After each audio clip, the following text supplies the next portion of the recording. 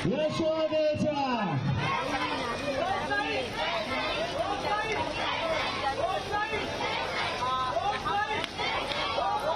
गोविंदा। ज्याप्रमाणे तुम्ही वरती चढला तितक्याच शांतपणे खाली उतरायचंय। कोणालाही कोणत्याही प्रकारची दुखापत आणि इजा झाली नाही पाहिजे याची सर्वांनी काळजी घ्यायची आहे। गोविंदा पथक त्याचप्रमाणे आमचे व्हॉलेंटियर्स या सर्वांनी या गोष्टीची काळजी घ्यायची की कोणालाही कोणत्याही प्रकारची दुखापत झाली नाही पाहिजे।